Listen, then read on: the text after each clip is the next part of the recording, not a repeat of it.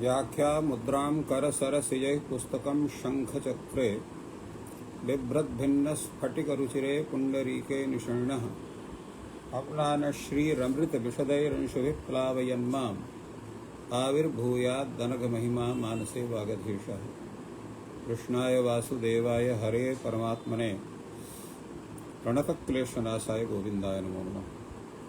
संस्कृतशौर्यम् इति आमुखपटले सम्बद्धाः समेऽपि विद्वांसः समेऽपि जिज्ञासवः छात्राः सहृदयाः सज्जनाः एतस्य संस्कृतशौर्यम् इति आमुखपटलस्य संस्थापकः प्रबन्धकश्च डॉक्टर राजकुमारः समेषां स्वागतं वर्तते एतस्मिन् महाभाष्यव्याख्याने। मान्याः साम्प्रतं महाभाष्यस्य अष्टमाध्यायस्य प्रथमपादस्य विचारः प्रचलति। पूर्वदिने तत्र तावत् सर्वस्य द्वे इति सूत्रविषये भूयान् विचारः सञ्जातः। यतोहि भाष्यकारः सर्वस्य द्वे इति विषये अतीव शोभनतया वैशद्येन विचारितवान्। अद्य तावत् नित्यवीप्सयोः इति विषये सूत्रविषये चर्चा भवति। एतस्य सूत्रस्य अर्थः भवति तावत् नित्ये चार्थे वीप्सायाञ्च यद्वर्तते तस्य द्वे भवतः। अर्थात नित्ये अर्थे यह शब्दः वर्तते अथ च वीप्सायां वर्तते तस्य शब्दस्य पदस्य वा द्वे भवतः द्वित्वं भवति इत्यर्थः। प्रश्नः भवति केषु नित्यता? तदा उच्यते तिङ्क्षु नित्यता भवति, अव्यकृत्सु च नित्यता भवति। प्रश्नः भवति कथं भवान् इत्थं ब्रवीति यत् तिङ्क्षु नित्यता भवति, अव्यकृत्सु भवति, अन्यत्र न भवति। उच्यते अत्र तिङ्क्षु या नित्यता सा आभीक्ष्ण्य रूपा वर्तते नित्यता। यतोहि आभीक्षणं किमस्ति? आभीक्षणं तत्र क्रियाधर्मः, न तु अन्यस्य कस्यचित् धर्मः वर्तते। तो यां क्रियां कर्ता प्राधान्येन परमं करोति तन्नित्यम्। तो यह कर्ता भवति, यह कर्ता स प्राधान्येन यां क्रियां परमत करोति तन्नित्यं भवति। यथा पचति पचति, जल्पति जल्पति, भुक्त्वा भुक्त्वा व्रजति, भोजं भोजं व्रजति, लुनीहि लुनीहि इत्येवं लुनाति। तो एवं रूपेण अत्र आभीक्ष्ण्य प्रतीति भवति। अत्र पचति इति कथनेन, जल्पति इति कथनेन, भुक्त्वा इति कथनेन, भोजम् इति कथनेन, लुनी इत्यादि कथनेन तेन एतेषां पदानाम् अत्र द्वित्वं भवति। यतोहि आभीक्षणात् अत्र द्वे भवतः एवं रूपेण अत्र नित्यवीप्सयो इति अत्र द्वित्वं भवति। तवाडमुलोर्लोटश्च द्विर्वचनापेक्षायां पौनः पुण्य प्रकाशने शक्ति। प्रत्यांतः शब्द यथा भुक्त्वा भुक्त्वा इत्यत्र एवं णमुलु प्रत्यांतः भोजं भोजम् इत्यत्र एवं तत्र लोट लकारस्य यद् रूपं भवति यथा पुनीः पुनीः, लुनीः लुनीः एवं रूपेण अत्र द्विर्वचनापेक्षायाम् एव अत्र कुत्र शक्ति भवति? पौनः पुण्य प्रकाशने शक्ति वर्तते। यंगु तन्निरपेक्ष प्रकाशे तद्भिन्नतया पौनः पुण्यस्य प्रकाशनम् अत्र यं करोति। फलतः तस्य प्रकाशनं भिन्नम्। अतएव अत्र काशिकाकारः कथयति यंगु तन्निरपेक्ष प्रकाशे। अर्थात् त्वा णमुल लोटश्च यद द्विर्वचनापेक्षयामेव पौनःपुन्यं प्रकाशः अत्र तु स्वतंत्रेण पौनःपुन्यं प्रकाशते इति कृत्वा यं तु तन्निरपेक्ष अर्थात कस्यचित् अपेक्षां तत्र विहाय स्वतः एव पौनःपुन्यं प्रकाशयति इति कृत्वा पुनः पुनः पचति पापच्यते इत्यादि रूपं यङि सति भवति। यदा तु तत्र द्विर्वचनं तदा क्रियासंहारे पौनःपुन्यं द्रष्टव्यम्। अत्र यद् एतद् विषये यदा यगन्तेपि द्वित्वं भवति तदा कस्याम् अवस्थायां भवति क्रियासमव्याहारे पापच्यते पापच्यते इत्यरूपम्।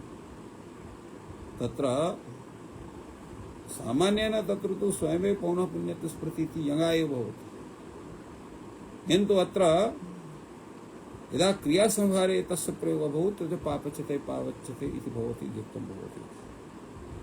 एवं रूपेण अत्र आभीक्षण रूपं स्वरूपमादायैव अत्र क्रियायां तत्र क्रियाणां तत्र नित्यतार्थे विद्यमाना तत्र द्वित्वादिकार्यं भवति। अतएव अत्र काशिकाकारः कथितवान् पूर्वमेव तिङ्क्षु नित्यता अव्यकृत सूचाय। एवं रूपेण नित्यता विषये प्रतिपादनं जातम्। अधुना वीप्सा विषये। वीप्सा कुत्र भवति, केषु वीप्सा? अत्र उच्यते सुप्सु, सुप्सु वीप्सा भवति। प्रश्नः भवति का पुनः वीप्सा, वीप्सा का कथ्यते? उच्यते व्याप्ति विशेष विषया प्रयोक्तुः इच्छा वीप्सा। वीप्सा पदार्थः कः इति विषये अत्र प्रतिपाद्यते। व्याप्ति विशेष विधया, व्याप्ति विशेष रीत्या प्रयोक्तुः या इच्छा स वीप्सा भवति। का पुनः सा कीदृशी तत्र प्रतीति भवति, कुत्र भवति, किं रूपः सा वीप्सा भवति? तदा कथयति नानावाचिनामपि करणानां क्रियागुणाभ्यां युगपत् प्रयोक्तुः व्याप्तुम् इच्छा वीप्सा। नानावाचिनम् अर्थात विविधार्थवाचिनः ये शब्दाः, नानावाचिनाम् अधिकरणानां, नानावाचिनः ये अधिकरण शब्दाः क्रियागुणाभ्यां युगपत् प्रयोक्तुः इच्छा। क्रियागुणाभ्यां युगपत् एक कालावच्छेदेन प्रयोक्तुः या इच्छा, कथं भूता सा इच्छा? व्याप्तुम् इच्छा। युगपत् प्रयोक्तुः व्याप्तुं या इच्छा सा वीप्सा कर्तते। नानाभूतार्थवाचिनां शब्दानां यानि अधिकरणानि वाच्यानि सन्ति तेषां क्रियागुणाभ्यां युगपत् प्रयोक्तुम् इच्छा अत्र वीप्सा कथ्यते। यथा ग्रामो ग्रामो रमणीयः, अत्र ग्रामो ग्रामो रमणीयः, अत्र ग्राम शब्दः सुबन्तः वर्तते। अत्र रमणीय गुणेन अत्र व्याप्तुम् इच्छा वर्तते, तत्र प्रयोक्तुः इति कृत्वा अत्र द्वित्वं भवति। एवं जनपदो जनपदो रमणीयः अत्रापि तथैव। पुरुषो पुरुषो निधनम् उपैति अत्रापि तथैव बोध्यम्। अत्रापि निधनत्वरूपां क्रियाम् आदाय अत्र व्याप्तुम् इच्छा वर्तते प्रयोक्तुः इति कृत्वा अत्रापि भवति। अग्रे तावत् काशिकाकारः प्रतिपादयति यत्तिगन्तं नित्यतया प्रकर्षेण च युक्तं ततः कृतद्विर्वचनात् प्रकर्ष प्रत्ययः इष्यते। यत्तिगन्तं नित्यतया, नित्यार्थे तस्य प्रयोगस्तु जातः, किन्तु तत् तिगन्तं पदं प्रकर्षेण च युक्तं वर्तते। तर्हि कृतद्विर्वचनात् प्रकर्ष प्रत्ययः अर्थात द्वित्वं विधाय अनन्तरं तिङश्च इति सूत्रेण तरप् प्रत्ययः भवति। तेन पचति पचति तराम् इति भवति। पचति तराम् पचिति तराम् इति न भवति इत्यर्थः। ये तु आढ्यतरम् आनय प्रकर्षयुक्तस्य वीप्सा योगे इष्यते।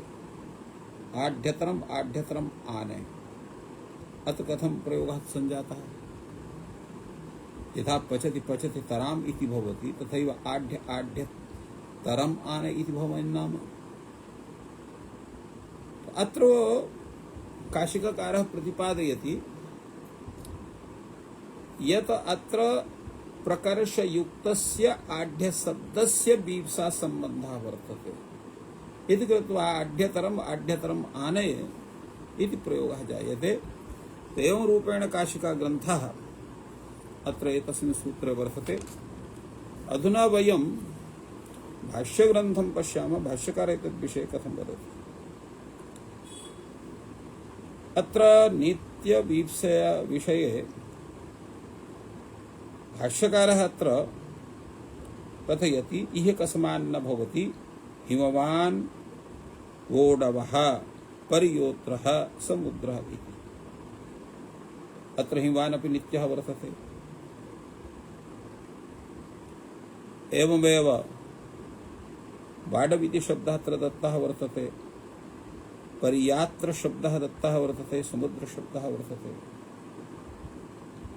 एतद् विषये कथं भूतः एते प्रयोगः अत्र समागताः एतस्य विषये तावत् काशिकाकारः प्रतिपादयति क्षम्यतां तत्र कैयटः प्रदीपकारः यदा नाश्रित प्रवृत्ति निमित्त विशेषः नित्यशब्दः अर्थात् नित्यशब्दः तत्र आश्रित प्रवृत्ति विशेषः नास्ति सामान्य रूपेण नित्यशब्दः परिगृह्यते तर्हि अंगीकृत सामान्य प्रवृत्ति निमित्तः अथवा अथ एवं तत्र चर्चति या चर्चयति अवत् कैयटः यदा प्रवृत्ति निमित्त विशेषः अत्र न आश्रितः एवं भूतः नित्यशब्दः वर्तते अथवा अंगीकृत सामान्य प्रवृत्ति निमित्तः भवति एवं रूपेण सा गृह्यते तदा एतस्मिन् विषये सामान्येन नित्यः भवति एवमेव तत्र गोडवः वाडवः परियात्रः समुद्रः इत्यपि नित्यः हिमवान् नित्यः वाडवः नित्यः परियात्रः नित्यः समुद्रः एवं रूपेण तत्र सामान्य रूपेण यदा एतस्य विचारः भवति अथवा विशेष प्रवृत्ति निमित्तत्वेन अत्र नित्यशब्दस्य ग्रहणं न भवति तदा एते प्रयोगाः भवितुमर्हन्ति निमित्त विशेषाङ्गीकरणेपि आभीक्षणम् अंगीकृतं चेत् तदा भवितुमर्हति कूटस्थत्वम् इति विशेषे तु प्रमाणाभावः इति मत्वा अत्र प्रश्नः वर्तते कूटस्थत्वेन एतेषां नत्र नित्यत्वेन ग्रहणं न भवति अतएव अत्र तथवा एतस्य शब्दस्य विषये अत्र विचारः सञ्जातः अथवेत्यादिनः पुनः कैयटः कथयति नित्यशब्दस्य कूटस्थलक्षणः मुख्यः अर्थः कूटस्थेषु अविचालेषु एवं रूपेण सिद्धे शब्दार्थसम्बन्धे इति वार्तिकभाष्ये अत्र सिद्धशब्दविषये कः सिद्धः अत्र तर्हि तत्र कूटस्थः अविचारी इत्यादि रूपेण तत्र प्रतिपादितं वर्तते तेन किम् आयातम् अनेन नित्यशब्दस्य मुख्यं स्वरूपं वद कूटस्थम् अदे कूटस्थत्वलक्षणः नित्यशब्दस्य मुख्यः अर्थः शब्दान्तर सन्निध्यनपेक्षणात् अर्थात् संबंध तत्र अन्य शब्दस्य सन्निधि अनपेक्षणात् सामान्य रूपेण नित्यशब्दः कूटस्थत्व लक्षण अर्थात् कूटस्थ स्वरूपः भवति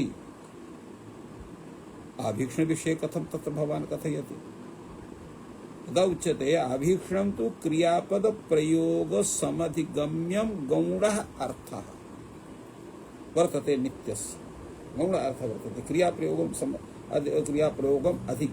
तत्र अधिगम्यम् अत्र गौणः अर्थः अविच्छेदोपलब्धि सामान्यम आश्रित्य तत्र प्रयोगात् अविच्छेदोपलब्धि सामान्यम आश्रित्य अर्थात पचति पच अर्थात अविच्छेदेन पचति इत्यर्थः गच्छति गच्छति तत्र अवच्छेदेन गच्छति एवं रूपेण अविच्छेदोपलब्धि सामान्यम अर्थम आश्रित्य तथा प्रयोग तत्र भवति आभीक्ष्य अर्थ ततश्च गौणमुख्ययोः मुख्ये कार्यसम्प्रत्ययः इति कूटस्थवाचिनामेव द्विर्वचनेन भाव्यम् न तु तावत् आवीक्षणार्थे एवं रूपेण नित्यविनित्य इति पदेन कूटस्थस्य विग्रहणं स्यात् मुख्यार्थस्य ग्रहणं स्यात् आभीक्षणम् इति यः अर्थः सः गौडः वर्तते तस्य ग्रहणं न भवेत् कथमिति गौडमुख्ययोः मुख्यकार्यसम्प्रत्ययः तेन कूटस्थवाचिनामेव द्विर्वचनेन भाव्यम्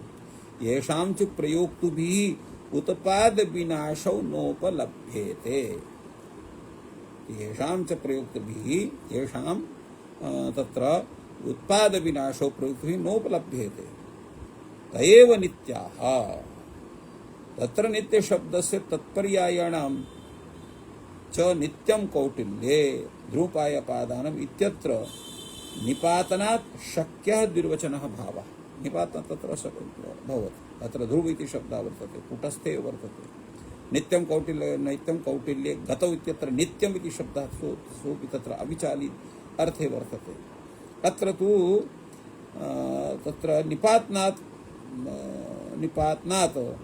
शक्यः द्विर्वचन अभावः यतो यत्र शंका एवं भूतमर्हेत् यदा अयं नित्यशब्दः मुख्यार्थत्वेन कूटस्थवाची तत्र कूटस्थवाची गृह्यते तर्हि नित्यं कौटिल्ये गतौ अत्र नित्यं कौटिल्ये गतौ इति भवेत् ध्रुवं ध्रुवम् अपादाने इति स्यात् कथमपि द्विर्वचनत्वाभावः तत् विशेषमादधाति निपातनात् शक्यः द्विर्वचनाभावः प्रतिपत्तुम् इति विशेषान् अत्र उपन्यस्यति हिमवान् अर्थात कूटस्थेषु अविचालिषु इति मत्र हिमवान् वाडवः परियात्रः समुद्रः इति एवं रूपेण वदति अत्र यत् एतद्विषये अत्र अग्रे कथयति यत्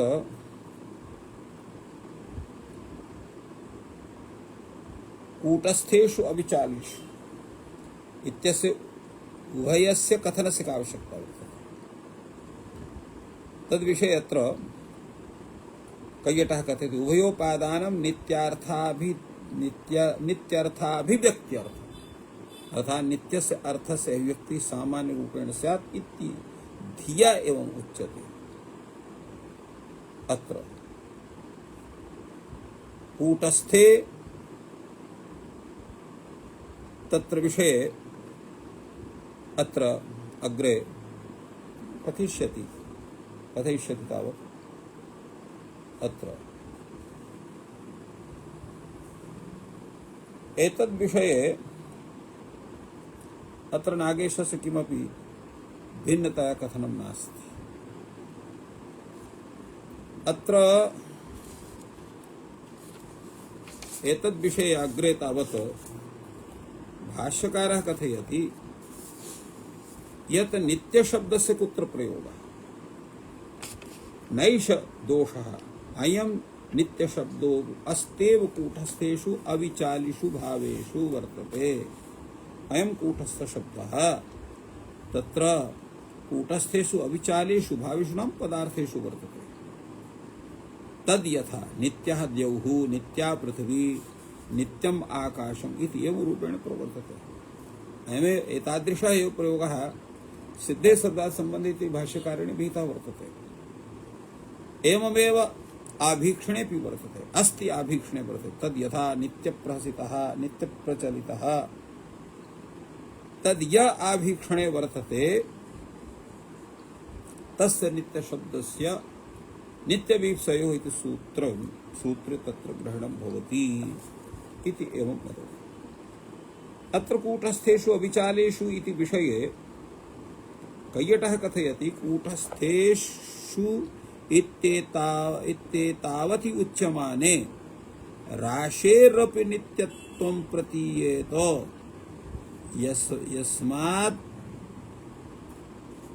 यस्मात् अत्र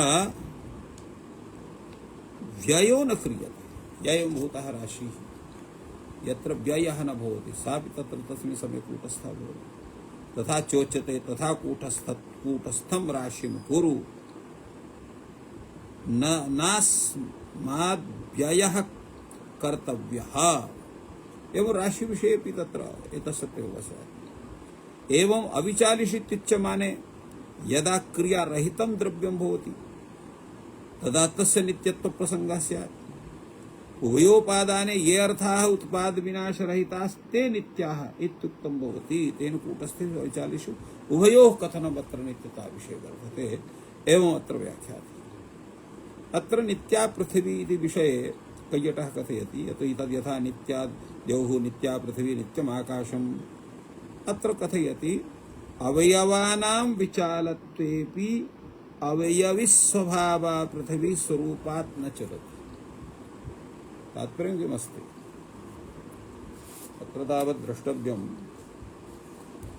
पृथिव्यां परिवर्तनं तु भवत्येव। कदाचित् तत्र उच्चावस्था भवति स्थलविशेषे, कदाचित् तत्र नीचावस्था भवति। एवमेव तत्र भिन्न भिन्न स्वरूपं प्रायः परिवर्तनं भवति।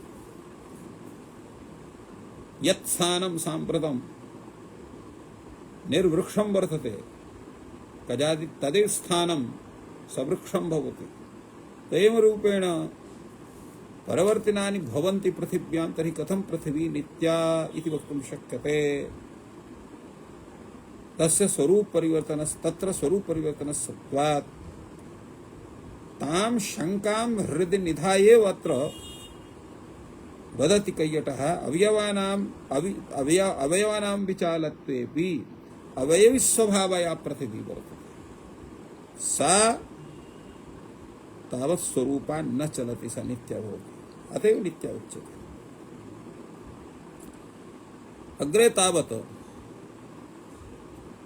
यद् भाष्यकारः कथयति तद् य आभीक्षणे वर्तस्य यदग्रहणम्, अर्थात् आभीक्षणेऽर्थे वर्तमाना यः नित्य शब्दः तस्यैव अत्र एतस्मिन् सूत्रे ग्रहणं भवति। कूटस्थवाचकस्य ग्रहणं न भवति। कूटस्थवचने हि तद्वाचिनां सुबन्तानां स्वार्थे एव द्विर्वचनं स्यात्, न तु तत्र अर्थविशेषे, अर्थात् नित्ये बीप्सायां न भवितुमर्हेत्। न चैवं लोके प्रयोगोऽस्तु प्रयुक्तानां चेदान्वाख्यानम्। यदा लोके प्रयोगः भवति तर्हि तथा प्रयोगः भवतु नाम हिंवान् इत्युक्ते बीप्सा प्रतीयते न तु स्वार्थः। हिंवान् हिंवान् यदा एवम् उच्यते वारद्वयं तदा बीप्सा प्रतीयते, अत्र स्वार्थः न प्रीयते। सुबन्तानामेव च नित्य बीप्सा लक्षण द्विर्वचन विधानेन तिगन्तानि न अनुगृहीतानि स्युः। यतो हि अत्र नित्य नित्यता इत्यस्य उदाहरणमपि सुबन्ते वर्तते। एवमेव तावत् बीप्सायाः अपि उदाहरणं वर्तते सुबन्तेषु। इति कृत्वा सुबन्तानैव नित्यबीप्सयोः लक्षणद्विर्वचनविधानेन तिगन्तानि अत्र न अनुगृहीतानि, अर्थात् तिगन्त विषये तथा न भवति। यद्यपि आभीक्षण लक्षणे तु नित्यत्वे दृश्यते, यथा पचति पचति प्रपचति प्रपचति एवं रूपेण तत्र तादृशः प्रयोगः दृश्यते। अतः नित्यते गृह्यमाणे तल्लक्षणं द्विर्वचनं तिगन्तानां भवितुम् अर्हति।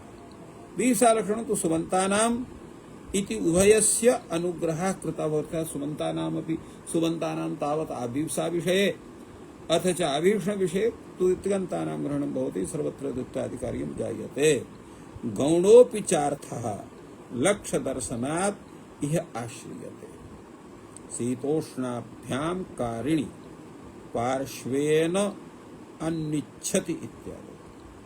अर्थात् गौणोऽपि चार्थः लक्ष्यदर्शनवशात् इह आश्रियते। यद्यपि गौणस्य ग्रहणं न भवति, गौणमुख्यो मुख्यकारसम्प्रत्ययः इति परिभाषा वर्तते, तथापि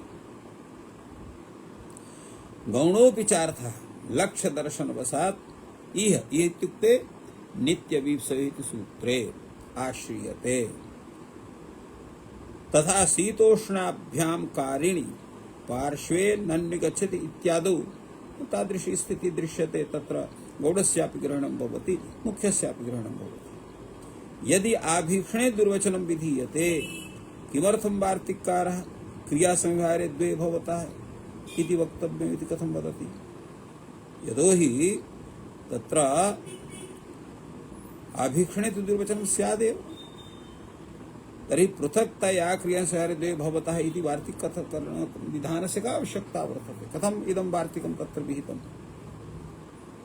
प्रतिपादयते अत्र कैयटः आभीक्षणे द्वे भवतः इति वक्तव्यम् इति वक्ष्यते।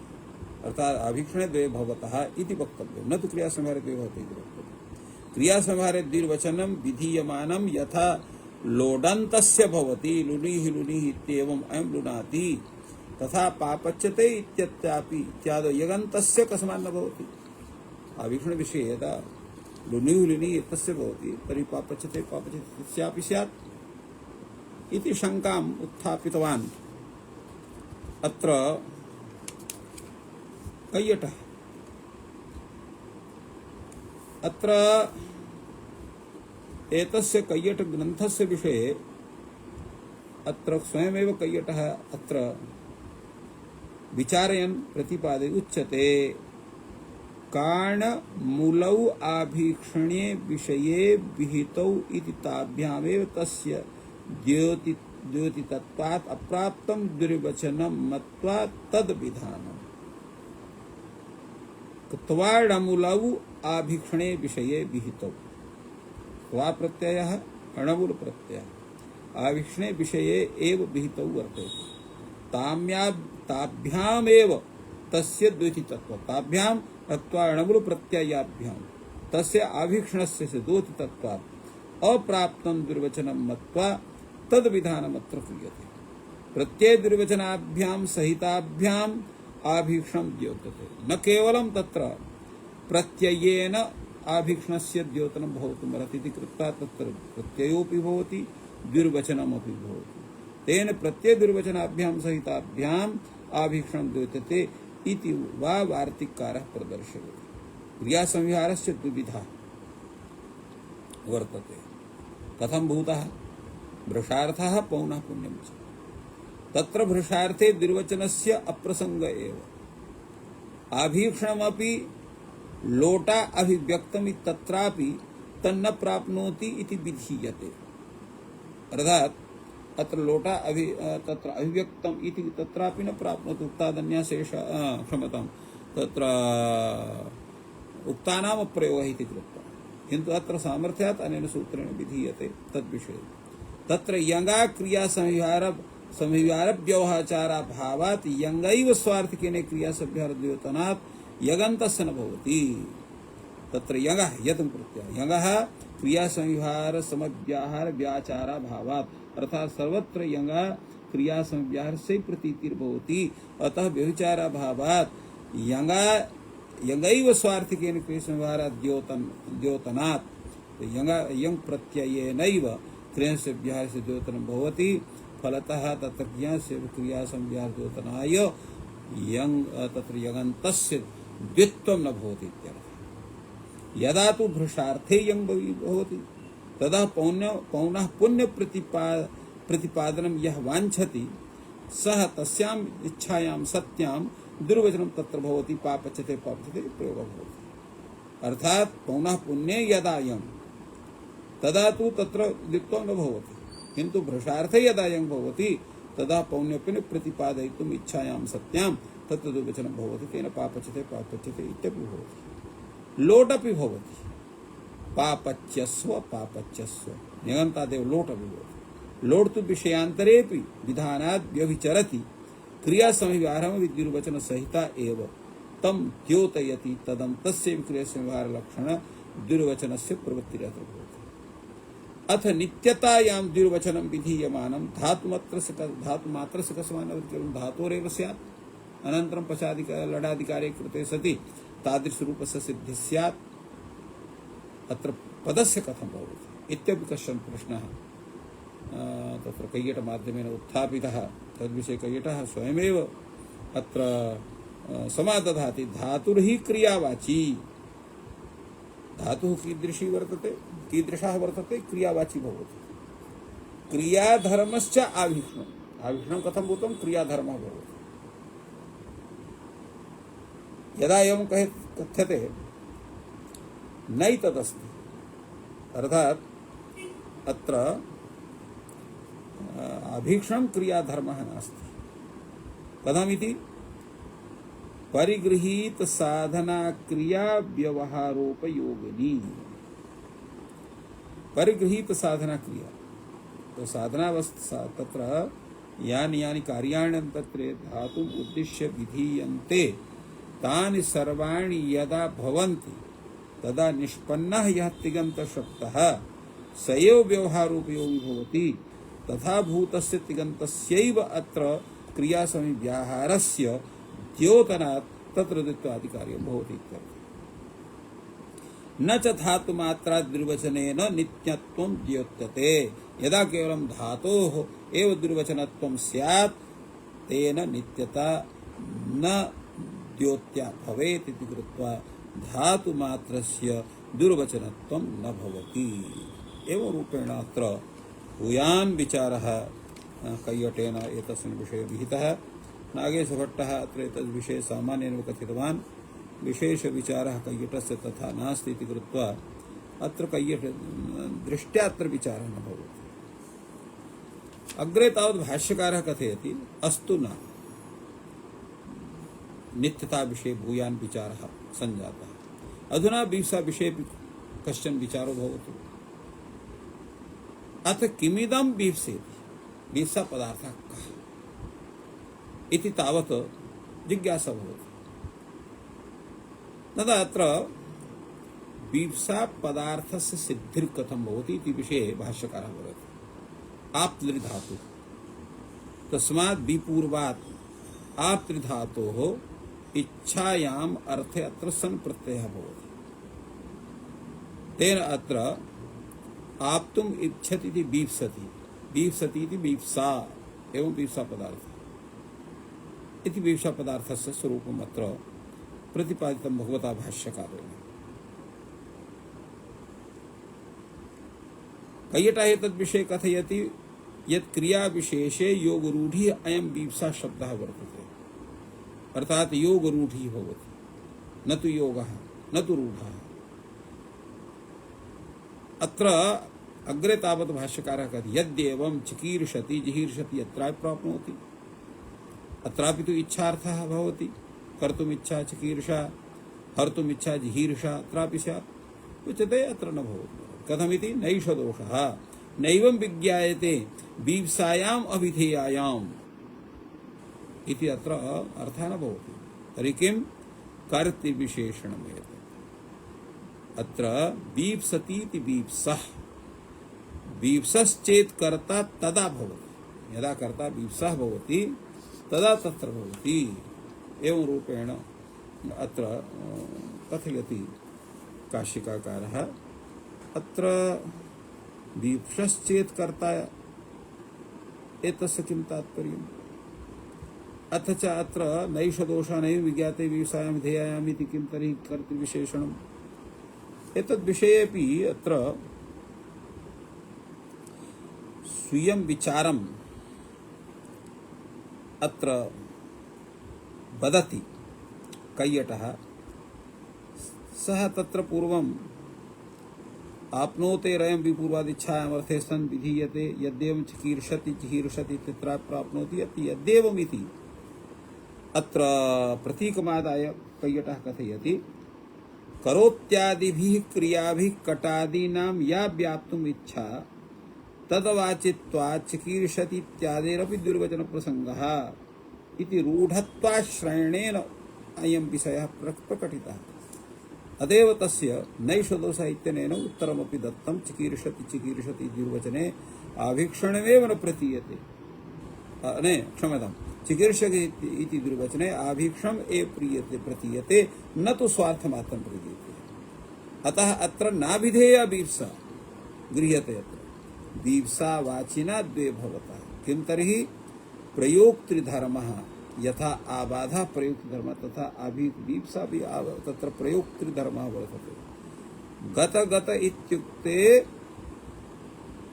प्रियस्य चिरगमनेन पीडितः वाक्यं प्रयुक्ते इति प्रतिपत्तिरत्र जायते।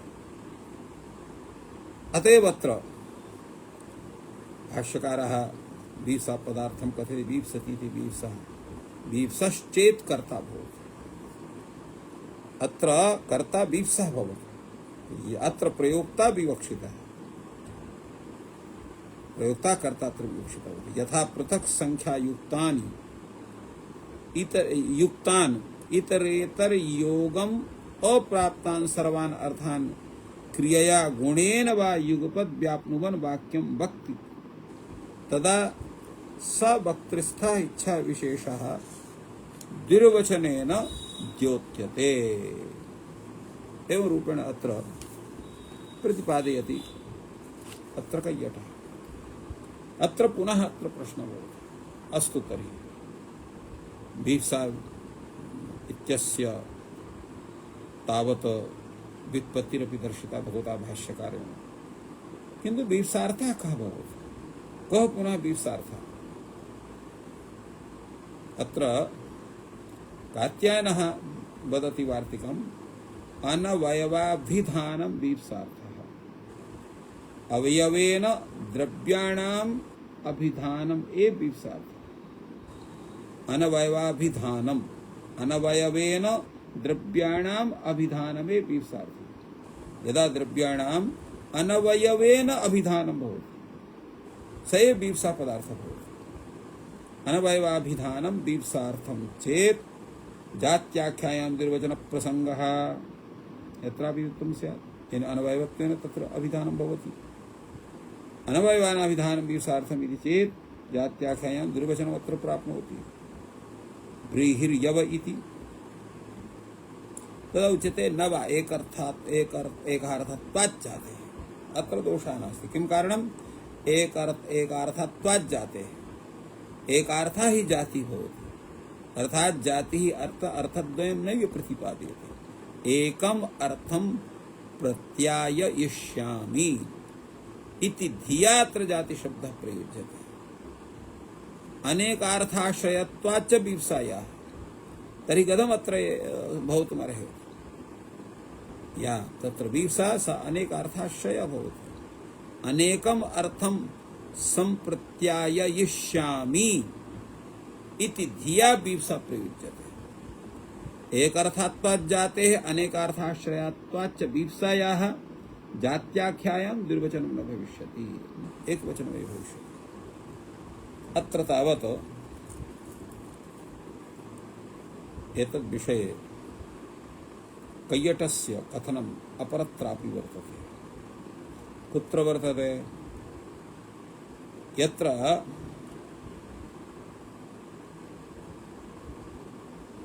वार्तिक ग्रंथ नवैकार्थत्वात् जाते इति वार्तिक ग्रंथम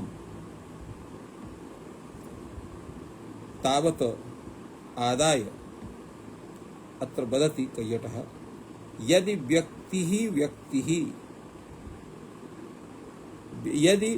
यदि व्यक्ति व्यतिरिक्ता जाति अथ त्यक्त भेद हेतवः व्यक्तयः एव जाति, अर्थात व्यक्ति व्यतिरिक्ता काचन जाति एकः पक्षः, अथ त्यक्त भेद हेतवः व्यक्तयः एव जाति इति वा जाति लक्षणम्। उभयथा भेदाभावात् जाति लक्षणः एकः अर्थः भवति।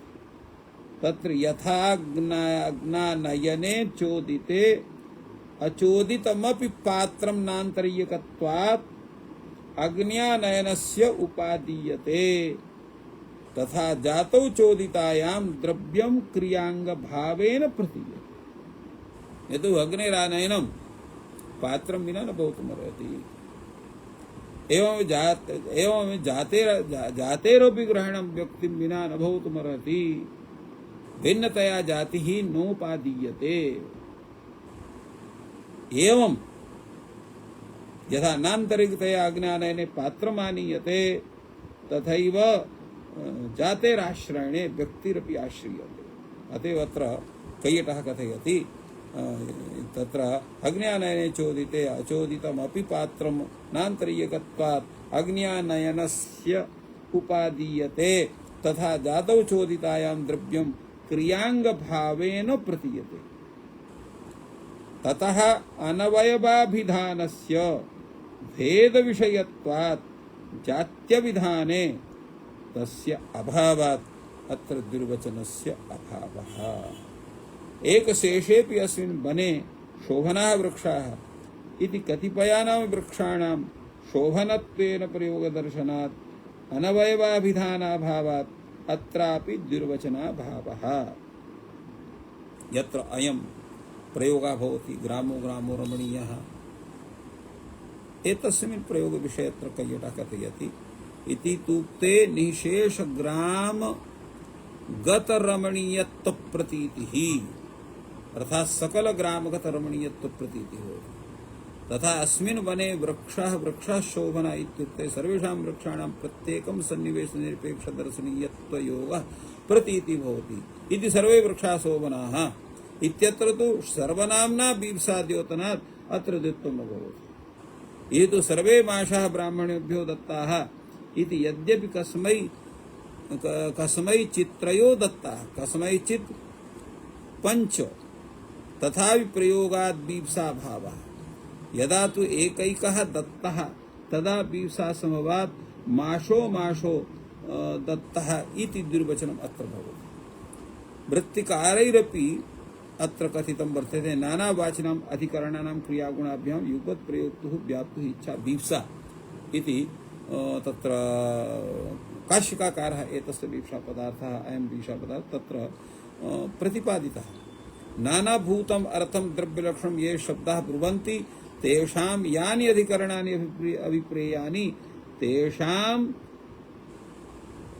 तेषां सह विवक्षितानां पृथक् संख्यायुक्तानां प्रत्येकं क्रियागुणयुक्तानां प्रयोक्तुः क्रियया गुणेन वा युगपद् एककालाव्याप्तुम् इच्छाया भवति सा बीभत्सा कथ्यते। एवं बीभत्सा पदार्थः अत्र कैयटेन अत्र सम्यक्तया तत्र निरुक्तः। तत्र नानावाचि शब्देन जाति शब्द निरासः। नानावाचि शब्देन जाति शब्दस्य ग्रहणं भवति। युगपद ग्रहणेन क्रम विवक्षायां द्विर्वचनस्य निरासः भवति। यथा अस्मिन् वने अयं वृक्षः शोभना अयं वृक्षः शोभना इति क्रमेण शोभनत्व प्रतिपादने बहूनपि शब्दान् प्रयुङ्क्ते। एवं अत्र विचारः भवति। अत्र पुनः भाष्यदृष्ट्या वयं विचारयामः। तत्र तावत्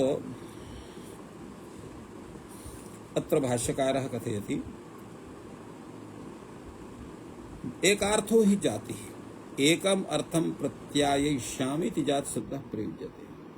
अनेकार्थाश्रयत्वाच्च बीभत्सा तत्र अनेकार्थान् आश्रयति अनेकार्थस्य पुनर्वीभत्सा अनेकम् अर्थं सम्प्रत्याययिष्यामि इति इच्छायां सत्यां बीभत्सा प्रयुज्यते। एकार्थत्वात् जातेः अनेकार्थस्य बीभत्सायाः जात्याख्यायां दुर्वचनं न भविष्यति इति एवं रूपेण प्रतिपादितम्। अग्रे वार्तिक ग्रन्थः भवति निवर्तकत्वाद् वा अथवा न अनेन द्विर्वचनं निर्वर्त्यते। तर्हि किं निर्वर्त्यते? अद्विर्वचनम् अनेन निवर्त्यते। अनेन किं भवति? अद्विर्वचनम् अन्निवर्त्यते। अद्विर्वचनस्य निवृत्तिः भवति। द्विर्वचनस्य तु सिद्धिर्भवति। यावन्तस्ते अर्थाः तावतां शब्दानां प्रयोगः प्राप्नोति। यतो हि तावत् सकृदुच्चरितः शब्दः सकृदेव अर्थं गमयति कृत्वा एकः शब्दः एकमेव अर्थं तत्र प्रतिपादयितुं शक्नोति न तु अनेकान् अर्थान् इति प्रत्येकम् अर्थबोधनाय प्रत्येकं शब्दाः प्रयुञ्जन्ते। तत्र तावत् अतः भाष्यकारः कथयति यावन्तस्तेषाम् अर्थः तावतां शब्दानां प्रयोगः प्राप्नोति। तत्र अनेन निवृत्तिः क्रियते। अनेन सूत्रेण नित्य विषयोः अर्थयोः द्वे एव शब्द रूपे प्रयोक्तव्ये नाति बहु प्रयोक्तव्यम्। तेन पचति पचति ग्रामं ग्रामम् इत्येव तत्र भवति। तत्र बहूनां तेषां ग्राम बोधनाय ग्राम शब्दानाम् अथ च अत्र तथा प्रयोगः न भवति। एवम् अत्र एतस्मिन् सूत्रे भूयान् विचारः वर्तते। समयस्य सत्त्वात् अत्रैव विरम्यते। सर्वेभ्यो नमः। जयतु संस्कृतं, जयतु भारतम्।